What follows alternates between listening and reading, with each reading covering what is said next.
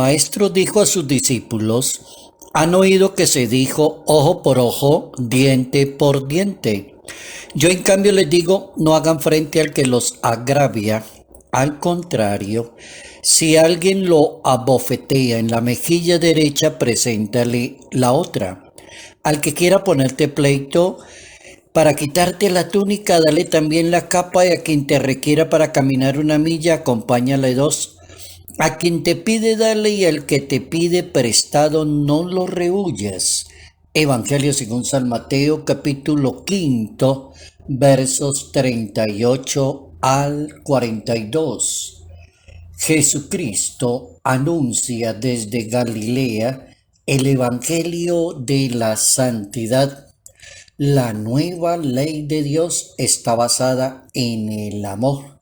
Notas amables a la palabra de Dios, lunes 14 de junio, año 2021. Porque tú me has dado la vida, porque tú me has dado el existir. Ubicados en ese capítulo 5, Evangelio según San Mateo, y también ubicados en la ciudad de Galilea, también ubicados en el primer año al inicio prácticamente del ministerio de Jesús de Nazaret para anunciar el reino de su Padre Celestial. Las tres ubicaciones son importantes como para entrar a decir, yo vengo a nombre de mi Padre que se llama Dios y vengo a anunciarles un evangelio. Y el evangelio tiene que ver con la santidad de vida, con la perfección del ser humano, con la ley, con la justicia. Esa es la nueva ley de Dios. Dios no desconoce la ley que ya los seres humanos la habían pensado, cómo convivir con unas personas de diferente raza, cultura, pueblo y nación, que haya una ley que regule las cosas que no están correctas, ni éticas, ni morales, para poder vivir en comunidad. La ley que se le ocurre al Hijo de Dios se llama el amor. Es la cura para todos los males que padece el mundo.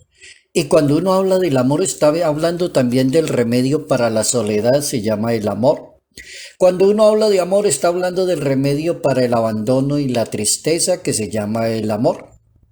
En pocas palabras, con la fuerza del amor, nos podemos enfrentar a los retos que se van presentando en la vida. Un amor que libera a las personas del egoísmo y las ayuda a que las personas se abran a los demás.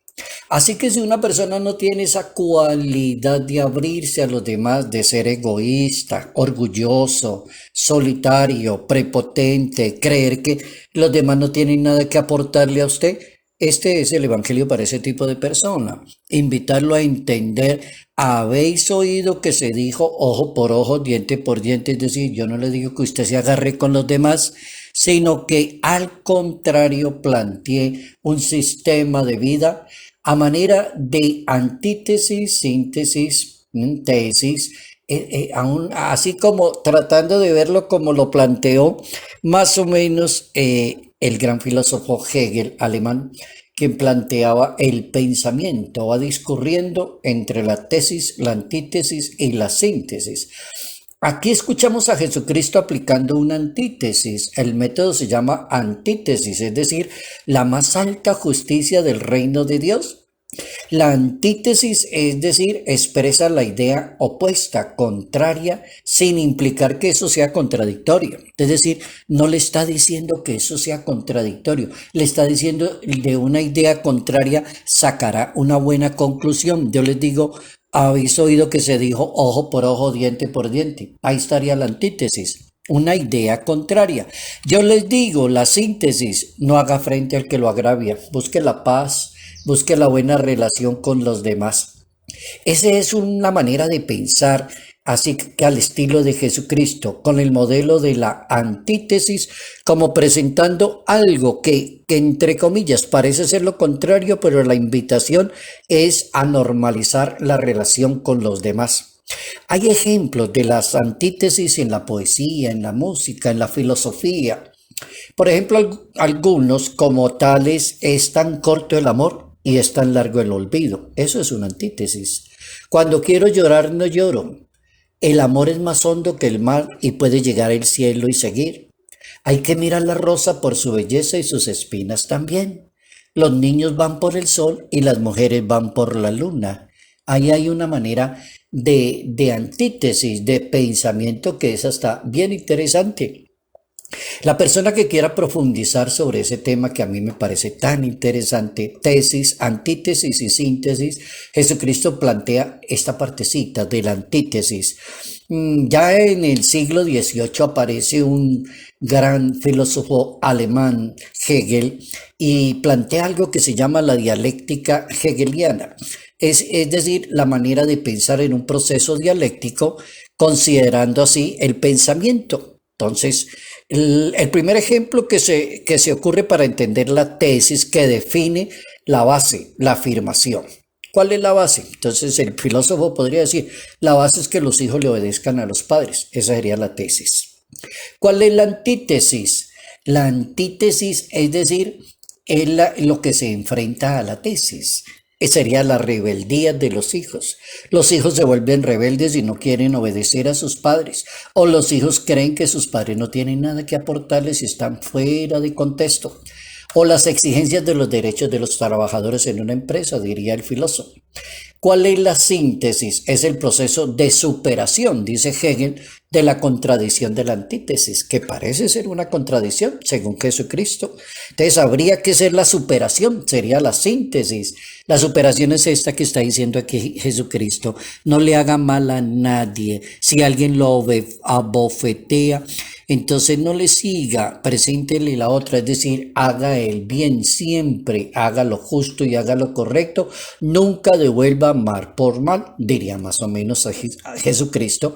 Pero yo no lo estoy comparando con Hegel, estoy acordándome de esa dialéctica hegeliana, que es bien interesante cómo ver el pensamiento del ser humano, pero Jesucristo se le adelantó totalmente a Hegel en esa manera de pensar. Es decir, un pensamiento dentro de una dialéctica. ¿Cómo entender la dialéctica? Desde eso. La ley exige justicia, la ley de Dios, y eso es lo primero que hay que entenderle a esta manera antítesis de pensar de Jesucristo, que es lo que corresponde para el tema de hoy: entrar a pensar en la posibilidad de un evangelio que de Jesucristo, que es el evangelio de la santidad, de la nueva ley de Dios. Entonces lo primero que se ocurre es que la ley exige justicia, la ley de Dios exige justicia, es decir, nos muestra que la santa ley de Dios no es desproporcionada, porque la ley de Dios le da a cada cual a lo que se merece según sus obras. Y así está escrito, es decir, recordar la ley de Dios, que contenía principios morales y eternos resumidos, por ejemplo, en los 10 mandamientos, según la Santa Biblia. Sino además hay sentencias que uno encuentra en la Santa Biblia. Basta darse una vueltica por el libro del Éxodo en la Santa Biblia o el libro del Deuteronomio. Yo recomendaría leerse completo el capítulo 21 del libro del Éxodo o el capítulo 19 del libro del Deuteronomio, para que cuando ustedes lo lean allá en la Santa Biblia se van a acordar de esta manera así como dialéctica, de antítesis, de presentar un mandamiento. La ley de Dios exige siempre la justicia. Segundo, la ley de Dios está ejecutada por la autoridad. Es decir, hay personas que pueden hacer eso. Es decir, usted no se tome la justicia por su propia cuenta, ni crea que usted tiene que impartirle justicia a los demás. Ojo con lo que estoy diciendo. Ya la Biblia lo había dicho. Está ya en el libro del Éxodo, el libro del Deuteronomio. Ahí está exactamente las exigencias de la ley bajo la responsabilidad de algunos que se llaman los jueces en Israel y sacerdotes que actuarían como jueces en Israel. Miremos, escuchemos un poquitico ese capítulo 21 del libro del Éxodo. Allanarás caminos, dividirás en 3 sectores el territorio, con el fin de que todo homicida pueda encontrar refugio. El homicida puede refugiarse, salvar su vida. El homicida tiene que presentarse ante el gobernante. El homicida tiene que hacer esto, tiene que hacer aquello. Persona que cometa un atropello contra otra persona, contra la ley de Dios, la ley comunitaria. Es decir, no cualquiera podía imponer y ejecutar la sentencia contra una persona. Capítulo 18 del libro del Éxodo, verso 14. Ahí está escrito: no cualquier persona puede imponer y ejecutar sentencia contra los demás. Una persona se enoja fuertemente con otra y dice: ojalá se condene esa persona que me ha hecho tanto mal. No, no la ejecute, porque no está eso, no, que nuestro Dios es un Dios de justicia y de orden.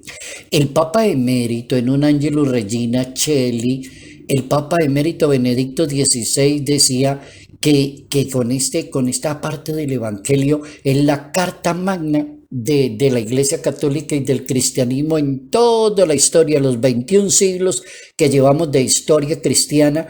En la carta magna es la carta de la no violencia. Óiganla. Capítulo quinto, Evangelio según San Mateo, carta magna de la no violencia. Dice el Papa Emérito: no rendirse ante el mal, responder al mal con el bien.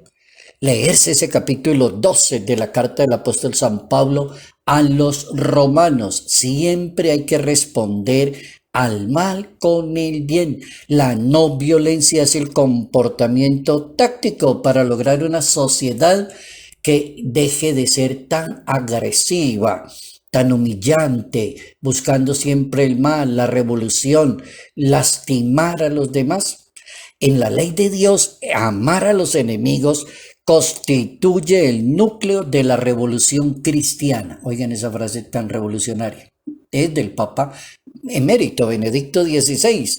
Amar a los enemigos es el núcleo de la revolución cristiana, revolución que no se basa en estrategias de poder político o mediático, dijo el Papa en esa oportunidad, sino que la revolución es el amor, y un amor que se apoya en los recursos humanos, en la ética, en la moral y en la práctica de una excelente justicia.